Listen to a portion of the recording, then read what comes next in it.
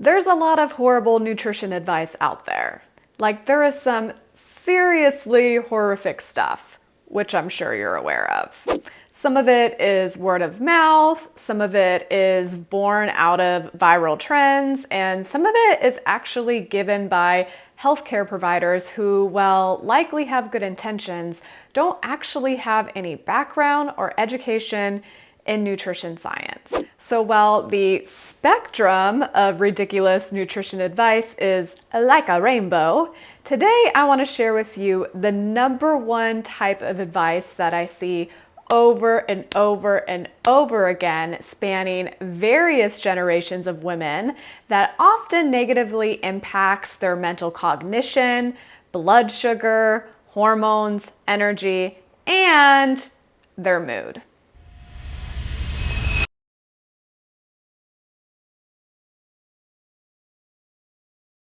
Hi, I'm Jess. I'm a clinical nutritionist who's worked with thousands of women, helping them reach their health goals, which normally includes improving their energy and their mood. One cool thing about my job that I've really learned to appreciate over time is that I get to see what's not working for people, not just symptomatically, but empirically in their labs and blood work that often then correlates with their symptoms. And sometimes if someone's been following the type of advice we're about to go over for a bit, it can not only lead to symptoms with your mood, but actually serious health conditions and consequences as well. So the number one type of advice that I want to talk about today, and then go through 3 different examples of why it is so problematic, is the complete elimination of a macronutrient. So we have macronutrients and we have micronutrients. Micronutrients are going to be things like your vitamins and minerals, and then macronutrients are proteins, carbohydrates, and fat. So definitely not all, but quite a few trending and therapeutic diets are structured around the significant reduction or elimination of a macronutrient. So examples of this would be like keto or carnivore that are very low in carbohydrates, but there's also other dietary trends like vegan, no oil, salt, basically that are low fat, or other types of diets that end up being very low in protein, whether that is intentional or not. So let's look at eliminating each macronutrient and the issues it can potentially cause in a little bit more detail. And we're actually going to use 3 different generations of women as case examples because it hasn't gotten past any of us. So we're going to start with the macronutrient that is right now probably the most controversial, and that is carbohydrates. But let's look at Cassidy and what she has going on with her first.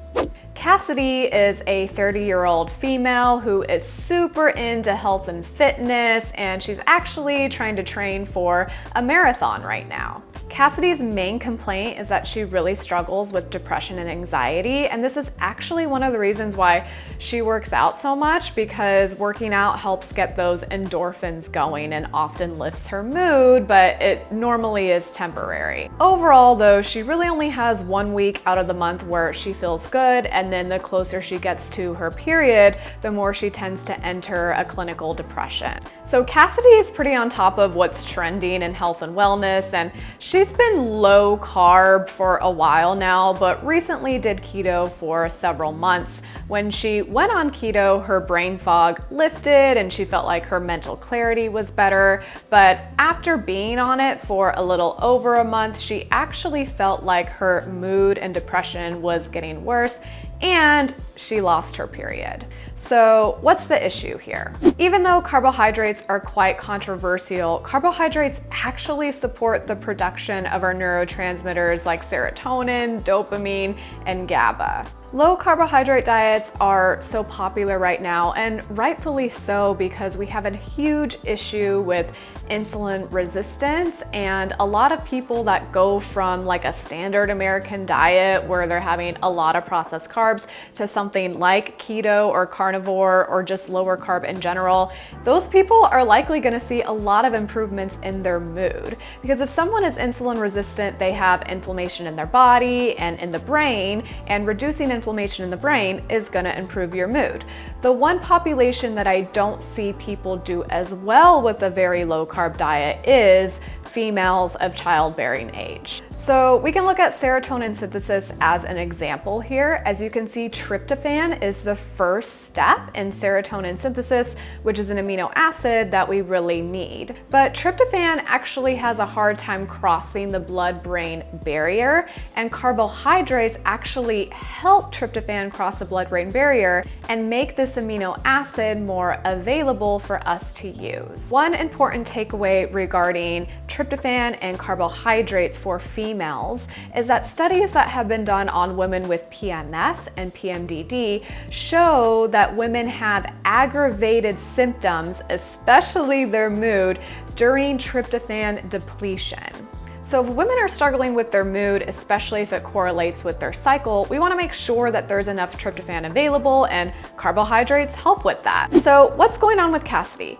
Cassidy is actually not insulin resistant, and she doesn't have PCOS, which is often the diagnosis that is given to females when they have things like missing periods. Problem with this is that the advice for women with PCOS is doing things like reducing their carbs, working out a lot, etc. But Cassidy actually has hypothalamic amenorrhea, otherwise known as female athlete triad. This is when the body and the hypothalamus for a female perceives that they're not getting enough overall of caloric intake or energy from their diet, and therefore the body shuts down hormone production in a sense because it doesn't think that it has the capability to basically carry a child. So if Cassidy sticks to this pattern, she may struggle with not only her fertility, but also her bone density if her hormones start getting too low. The takeaway here is that carbohydrates is something that should be very personalized depending upon each individual. Even though it's helpful for pretty much all of us to follow a low glycemic diet that keeps our blood sugar stable, going too low in carbs for some women may exacerbate their mood symptoms and cause other hormone issues. I know Cassidy really well because I used to be her, and I see Cassidy all the time. She's misdiagnosed all the time. But let's talk about our next case, which is going to be related to fat and why we don't want to completely cut fat out of our lives. And we're going to talk about Liz. Liz is 60. She just turned 60 and she retired early. She's super excited to go traveling with her spouse. But recently she's really been struggling with weight gain, low energy, and mood swings that she thought would get better after menopause, but they've actually gotten worse in the past few years. Liz saw her PCP a few years back and was told that she had elevated cholesterol. So Liz did some research and decided to adopt a plant-based, no oil, no salt, basically a even lower fat diet than she was on before. And if you're thinking, how did Liz miss the memo that fat is back? Well, Liz is part of several generations of women who were indoctrinated to believe that fat is bad and basically anything lower in fat is better. So let's talk about how not having enough fat can lead to a very poor mood. For starters, your brain is about 60% fat, and lipids play both a structural and functional role in brain development as well as neurotransmitter synthesis. So fat is essential for brain function, hormone development. Your sex steroids are made from cholesterol, and then the absorption of our fat-soluble vitamins like E, D, K, and A. But something that I think is considered less often is how fat is really important for blood sugar regulation. Both fat and protein and fiber play an important role in slowing down the absorption of glucose in the bloodstream. This means that when you eat a meal that contains fat, your body is going to release glucose into your bloodstream more steadily, and it's less likely to lead to those spikes. So going back to Liz, even though when she first went on this diet, her cholesterol levels did decrease a little bit, she recently did her blood work again and is shocked to find out that not only did her cholesterol levels go back up, but she's actually pre-diabetic now and has several markers of inflammation and cardiovascular risk. And this is likely because insulin resistance creates a lot of inflammation in the body and can raise your bad cholesterol. Oh, also Liz's good cholesterol went down, so her triglycerides in general just don't look good. Furthermore, her insulin resistance is likely why she's been struggling so much with her weight and with her mood. After doing some glucose tracking with the continuous glucose monitor, we see that Liz's blood sugar is basically all over the place. She's having huge spikes, she's having reactive hypoglycemia, and having your blood sugar be really unbalanced is a huge cause of mood swings for people. The takeaway here is that even though Liz was eating healthy, whole foods carbohydrates, just basically consuming carbohydrates by themselves without enough fat or likely enough protein as well has led her to this pre-diabetic state. Speaking of protein, let's talk about case number 3. We're going back in time to Sophia. So Sophia is 22, she's in college, she has a part-time job, but she's having an incredibly challenging time just getting through her day because she's so exhausted. Like, she feels like a semi ran her over. And then on top of that, she has a lot of like anxiety attacks or just runs super anxious.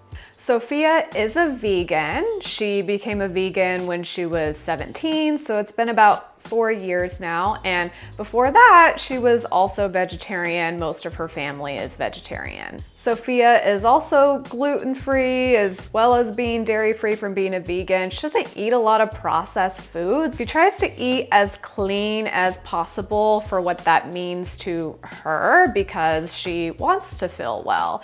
But her total protein intake is low, especially for her age, weight, and lastly, the type of diet that she's on. So why are low protein diets so problematic for mood?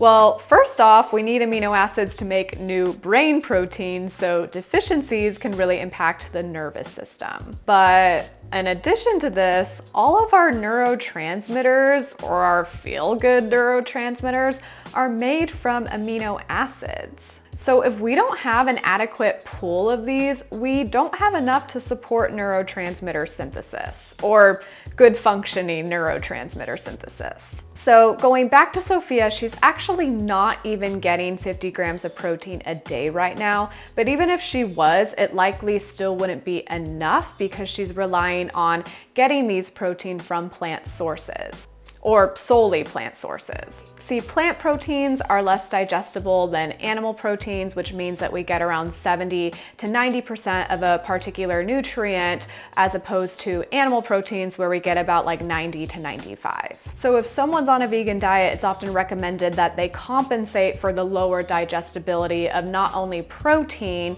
but other nutrients where you may need to consume up to 50% more of that nutrient, like iron and zinc. Speaking of iron, it turns out after reviewing her blood work that Sophia is actually anemic.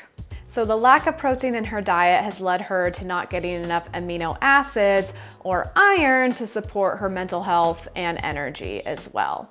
She's also having a lot of hypoglycemia, which is likely another huge trigger for her anxiety. The takeaway here is, while not all vegan diets are low in protein, I know there's going to be some comments about like this athlete and that athlete, they often tend to be lower in protein, especially when someone's not tracking or being conscientious about it. And there are other scenarios where someone may end up on a low protein diet, but whatever the scenario is, it could potentially lead to detrimental effects unless you're on a low protein diet for something like kidney disease. That being said, in all of these circumstances, there's going to be outliers as well as serious medical conditions as to why someone may be on a diet that's lower in a specific macronutrient. But for the average female with no serious underlying medical condition yet, removing macronutrients without understanding the complexities of the potential consequences is horrible nutrition advice that will somehow ruin your mood. But I want to know from you in the comments below, what's the worst nutrition advice you've ever gotten and who did it come from? Wait, did I used to be Sophia too? I'm 2 out of 3 apparently. I don't even know how that happens in like a 10-year span. Hopefully I will avoid a different trend in my 60s. But you know what? At that point, we're probably all just gonna have liquid IVs of our nutrients. So it is what it is. And if you got value out of this video, then you may enjoy this other one up here. That's all about a recent study actually showing that a balanced diet is the most beneficial for brain health. So hopefully I'll see you in that one.